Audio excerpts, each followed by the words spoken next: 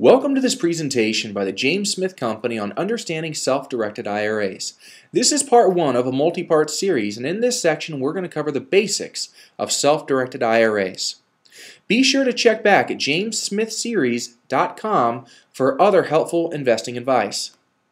James Smith & Company and affiliates are providing this information for general educational purposes only. Before making any decisions regarding tax, business, estate, or financial planning, please consult a respectively licensed professional. So what is an IRA? An IRA is an acronym that stands for an individual retirement account. They're very popular retirement accounts that give owners the ability to defer or minimize taxation, protect assets from lawsuits, as well as accelerate asset growth. There are two main IRA categories, traditional IRAs as well as Roth IRAs. For the intent and purpose of this presentation, when referring to a traditional IRA, we are assuming that the IRA is a tax-deductible IRA as opposed to a non-tax-deductible IRA. Now we have a couple assumptions that we have to discuss. When we're referring to a single individual, we're assuming that they are not participating in an employer retirement program. When referring to a married couple, we're also assuming that they're filing jointly and not participating in an employer retirement program. There's a lot of commonalities between traditional and Roth IRAs, but there are some key differences.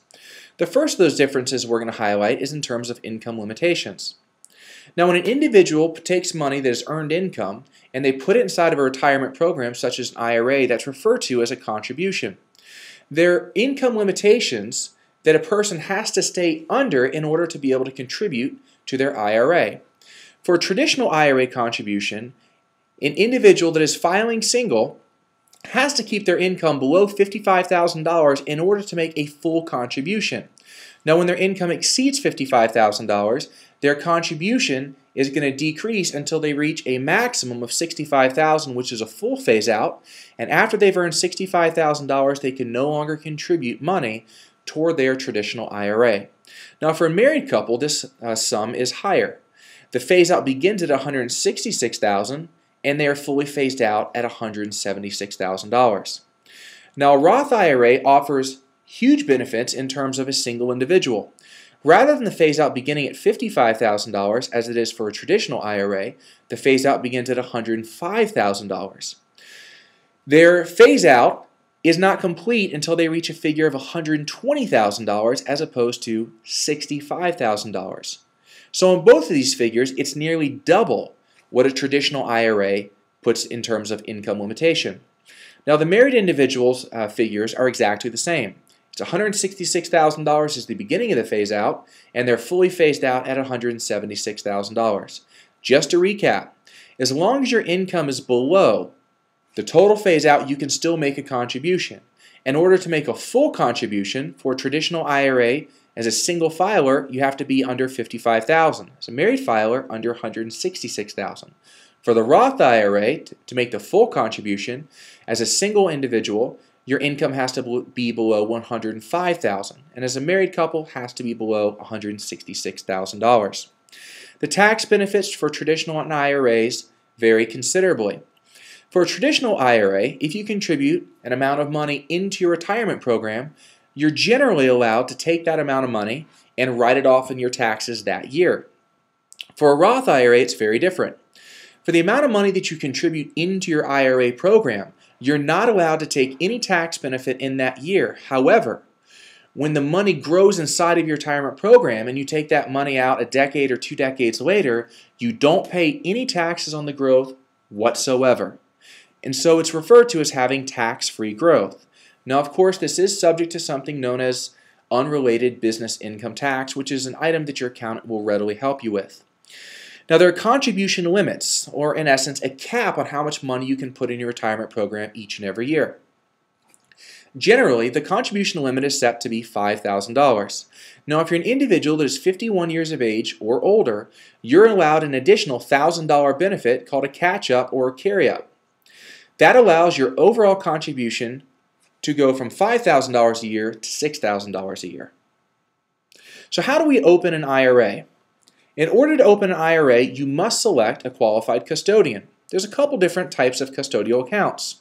The first one are banks. These are very common. They offer low minimums as well as low fees.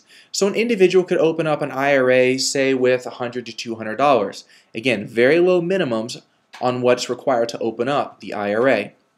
Brokerages typically have a slightly higher minimum, but they do offer an enormous benefit in the sense that they don't require a fee.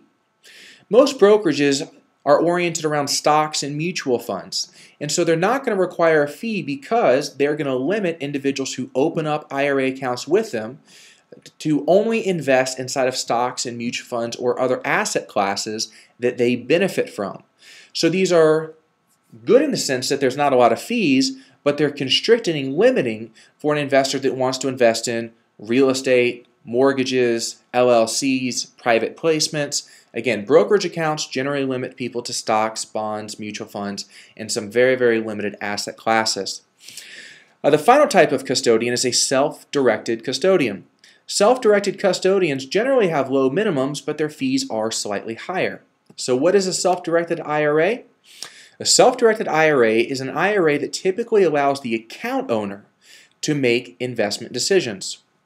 Not all self-directed IRAs are the same.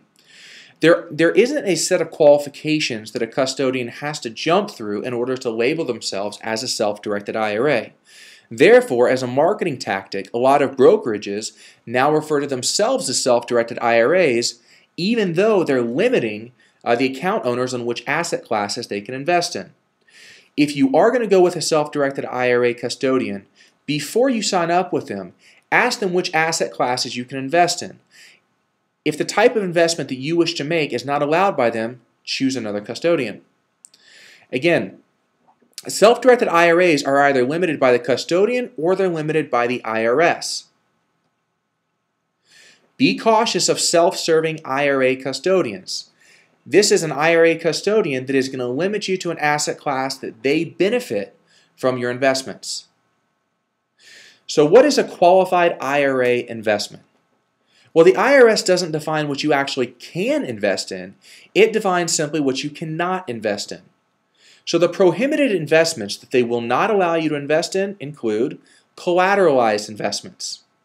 A collateralized investment is an investment where you pledge the value of your IRA as collateral in the event that an investment goes awry. Simply put, the IRS says that we're not going to allow individuals to put their IRA at risk, whereas in general litigation, we don't allow people to lose their IRA if they're sued.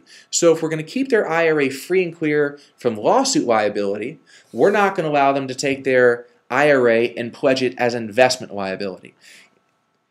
If you have a self-directed IRA and you decide to take out a loan through that IRA, the loan must be non-recourse. Therefore, the lender cannot come back and take the IRA. Another prohibited investment class are investments with numismatic value, i.e. collectibles. Basically, what this is saying is, if you're going to invest inside of an IRA, the investment has to be made based on an intrinsic value. The most common example that people use are gold coins. You can invest in gold through your IRA, and you can actually invest in gold coins through your IRA. But when you invest in gold, you have to invest in gold based on the value of the gold, not based on the collectible value. For instance, a coin could have a value in terms of the actual gold of, say, $10, whereas the value of the coin, if it's an antique, could have a value of $1,000. So in order to invest in your IRA, you would have to buy it and sell it at the value of the gold only, not at the collectible value. So numismatic value cannot be invested in. And finally, self-dealing. You cannot buy property from your IRA or sell property to your IRA.